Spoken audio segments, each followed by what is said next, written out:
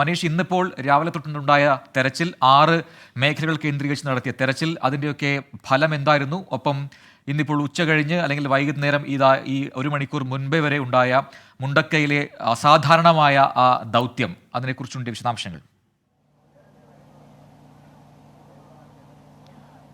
പ്രവിത, കഴിഞ്ഞ ഏതാനും മണിക്കൂറുകളിൽ വലിയ പ്രതീക്ഷയായിരുന്നു എല്ലാവർക്കും, രക്ഷാപ്രവർത്തകർക്കായാലും നാട്ടുകാർക്കായാലും ഒക്കെ വലിയ പ്രതീക്ഷയായിരുന്നു. ഒരു ജീവൻ അതിനുള്ളിലുണ്ട്, അടിഞ്ഞുകൂടിയ മണ്ണിനുള്ളിൽ ഒരു ജീവൻ ഉണ്ട് എന്നുള്ള ഒരു വളരെ സുപ്രധാനമായ അല്ലെങ്കിൽ ആശാവഹമായ ഒരു കാര്യം അത് അറിയുന്നു. അതിനുശേഷം കൃത്യമായി തന്നെ ആ ഒരു പരിശോധന, അത് സർക്കാർ തലത്തിലുള്ള ഇടപെടൽ, അതായത് പരിശോധന നിർത്തി പോകുമ്പോൾ എത്ര രാത്രിയായാലും അവിടെ പരിശോധിച്ച് ഉറപ്പാക്കിയിട്ടേ പോകാവൂ എന്നുള്ള കൃത്യമായ നിർദ്ദേശം വരുന്നു. അതിനുശേഷം വീണ്ടും അവിടെ പരിശോധന നടത്തുന്നു.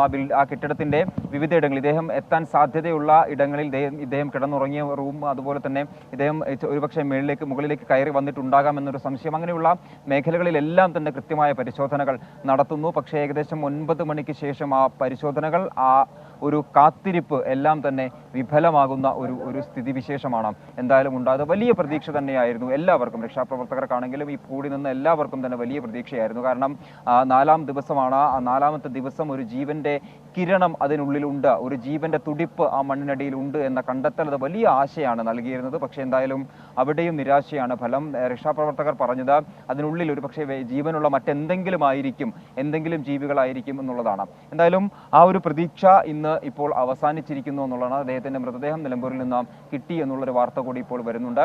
അപ്പോൾ ആ ഒരു ആശ എന്തായാലും അവസാനിച്ചിരിക്കുന്നു. ഇന്നിപ്പോൾ രാവിലെ മുതൽ നടത്തിയ രക്ഷാപ്രവർത്തനം എന്ന് പറയുന്നത് നമുക്കറിയാം. ബെയിലിപ്പാലം ഇന്നലെ വൈകുന്നേരത്തോടു കൂടി തുറന്നു കൊടുത്തു. നിരവധി JCBകൾ ആ മുണ്ടക്കൈ മേഖലയിലേക്ക് എത്തുകയും ചെയ്തതിന്റെ ദൃശ്യങ്ങളെല്ലാം തന്നെ നമ്മൾ രാവിലെ മുതൽ തുടർച്ചയായി തന്നെ കൊടുത്തുകൊണ്ടിരിക്കുന്നതാണ്. 9 മൃതദേഹങ്ങളാണ് ഇന്ന് ഇവിടെ നിന്ന് ലഭിച്ചത്. മാത്രമല്ല നാട്ടുകാരെ കൂടി ഉൾപ്പെടുത്തിക്കൊണ്ട്, പ്രദേശവാസികളെ കൂടി ഉൾപ്പെടുത്തിക്കൊണ്ടുള്ളൊരു തിരച്ചിലായിരുന്നു ഇന്നിപ്പോൾ നടത്തിയത്. ആ ഒരു രീതിയിൽ തന്നെയായിരുന്നു തെരച്ചിൽ ഇന്നുണ്ടായിരുന്നത്. കാരണം നാട്ടുകാർ വളരെ കൃത്യമായി തന്നെ ഓരോ സ്പോട്ടുകളും കാണിച്ചു കൊടുക്കുക. 6 മേഖലകളായി തിരിച്ചുകൊണ്ടാണ്, പുഞ്ചിരിമട്ടം ഉൾപ്പെടെയുള്ള മേഖലകൾ 6 ഘട്ടങ്ങളായി 6 മേഖലകളായി തിരിച്ചുകൊണ്ടാണ് ഇന്നിപ്പോൾ പരിശോധന നടത്തിയത്. അവിടങ്ങളിലൊക്കെ യന്ത്ര സാമഗ്രികൾ എത്തിക്കുകയും അവിടെ കൃത്യമായി തന്നെ പരിശോധന നടത്തുകയും ചെയ്തിരുന്നു. അങ്ങനെ 9 മൃതദേഹങ്ങൾ ഇന്നിപ്പോൾ ഇവിടെ നിന്നും കണ്ടെടുത്തിട്ടുണ്ട്. മാത്രമല്ല, സൂചിപ്പിച്ചതുപോലെ ഈ ബെയിലി പാലത്തിന്റെ നിർമ്മാണത്തിന് ശേഷം കൂടുതൽ യന്ത്ര സാമഗ്രികൾ എത്തിക്കാൻ സാധിച്ചിട്ടുണ്ട്. ഒപ്പം തന്നെ നാട്ടുകാരെ കൂടി ഉൾപ്പെടുത്തിക്കൊണ്ടായിരുന്നു ഇന്നത്തെ തിരച്ചിൽ. ഈ തിരച്ചിലിൽ എന്തൊക്കെ കണ്ടെത്താനായിട്ടുണ്ട്?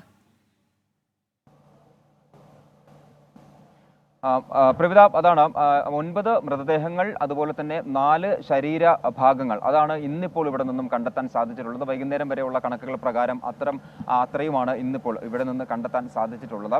എന്തായാലും വരും ദിവസങ്ങളിൽ നാളെയും മറ്റ് ദിവസങ്ങളിലുമൊക്കെ കൃത്യമായ അർത്ഥത്തിലുള്ള പരിശോധന നടത്തും. ഒരാൾ പോലും ഭൂമിക്കടിയിലില്ല, മണ്ണിനടിയിലില്ല എന്ന് ഉറപ്പിക്കുന്നത് വരെ തന്നെ പരിശോധനകൾ തുടരും എന്ന് തന്നെയാണ് സർക്കാർ അറിയിച്ചിട്ടുള്ളത്.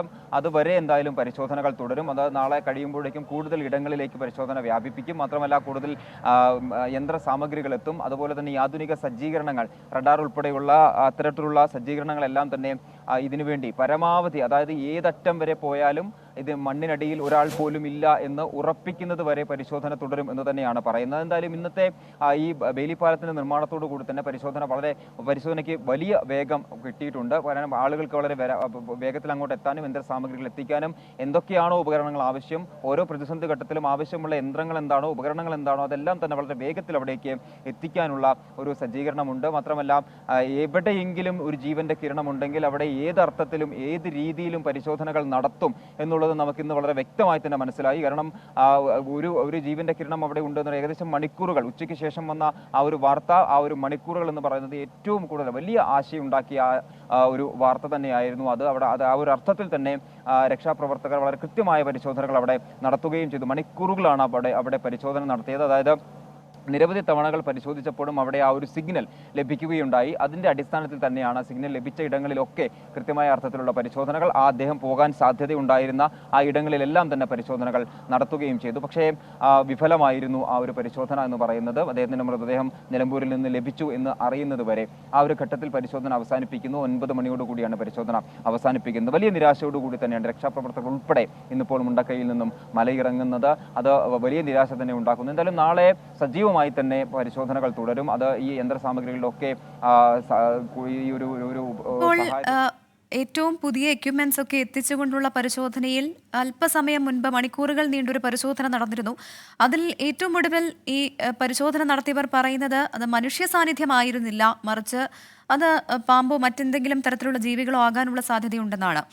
അങ്ങനെയെങ്കിൽ ഇനിയുള്ള പരിശോധന ഏത് തരത്തിലായിരിക്കും? പ്രത്യേകിച്ച് ഇത്തരത്തിൽ ജീവികളൊക്കെ ഉണ്ടെങ്കിൽ അത് ഈ പരിശോധനയ്ക്കൊരു പ്രശ്നമാകാനുള്ള സാധ്യതയുണ്ടോ? അതായത് ഒരു ജീവനാണ് രക്ഷാപ്രവർത്തകർ പറയുന്നത്. എന്താണെങ്കിലും അത് മനുഷ്യജീവനാണെങ്കിലും ശരി, അത് എന്താണെങ്കിലും ഒരു ജീവന്റെ കിരണം അതിനകത്തുണ്ട്. അതുകൊണ്ട് തന്നെയാണ് ഇന്ന് ഇത്ര മണിക്കൂറുകൾ മണിക്കൂറുകൾ എടുത്തുകൊണ്ട് തന്നെ ആ ഒരു പരിശോധന നടത്തിയതെന്നാണ്.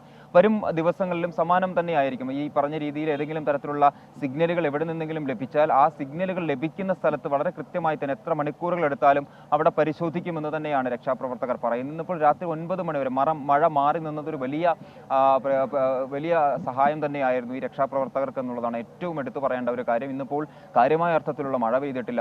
പ്രത്യേകിച്ചും സാധാരണ ഇതിപ്പോൾ 2 ദിവസങ്ങൾക്ക് മുമ്പൊക്കെ 2 ദിവസങ്ങളായി ഉച്ചയ്ക്ക് ശേഷം ശക്തമായ മഴയായിരുന്നു ഈ മേഖലയിൽ ഉണ്ടായിരുന്നത്. ഇന്നിപ്പോൾ മഴ മാറി നിന്ന ഒരു സാഹചര്യം അതുകൂടി ഒരു വളരെ ആശയുണ്ടാക്കിയ ഒരു കാര്യം തന്നെയായിരുന്നു. കാരണം മഴ മാറി നിൽക്കുന്നു, എത്ര രാത്രിയായാലും രക്ഷാപ്രവർത്തനം തുടരാനുള്ള ഒരു കാലാവസ്ഥ കൂടി അതിന് അനുകൂലമായി നിൽക്കുന്ന ഒരു സാഹചര്യം ഉണ്ടായിരുന്നു. പക്ഷേ എന്തായാലും ഇന്നത്തെ ഒരു പരിശോധന എന്തായാലും വിഫലമാണ്, നിരാശയാണ് ഫലം. പക്ഷേ വരും ദിവസങ്ങളിൽ എന്തായാലും സമാനമായ രീതിയിൽ ആധുനിക സങ്കേതങ്ങൾ ഉപയോഗിച്ചുകൊണ്ട് ഇത്തരം സിഗ്നലുകൾ ലഭിച്ചാൽ അവിടങ്ങളിലൊക്കെ കൃത്യമായ അർത്ഥത്തിലുള്ള പരിശോധനകൾ നടത്തുക എന്നത് തന്നെയാണ് രക്ഷാപ്രവർത്തകരുടെ പ്രധാനപ്പെട്ട ദൗത്യമെന്ന് പറയുന്നത്. അത് കൃത്യമായി തന്നെ അവർ നടത്തുകയും ചെയ്യും. അത് ഇന്നിപ്പോൾ ശരി മനീഷ്, അപ്പോൾ എന്താണ് ഇന്ന് ഈ 4-ാം ദിനത്തിൽ നമ്മൾ കണ്ടത്? എന്തൊക്കെ കാര്യങ്ങൾ ഇന്ന് തെരച്ചിലിന്റെ ഭാഗമായി നടന്നു? ഈ 6 മേഖല കേന്ദ്രീകരിച്ച് നടത്തിയ തെരച്ചിലിന്റെ ഫലം എന്തായിരുന്നു? ഏറ്റവും ഒടുവിൽ മുണ്ടക്കയിലെ ആ പ്രതീക്ഷ അതെങ്ങനെയാണ് വിഫലമായി പോയത് എന്നൊക്കെ വിശദീകരിക്കുകയായിരുന്നു മനീഷ് മൂർത്തി.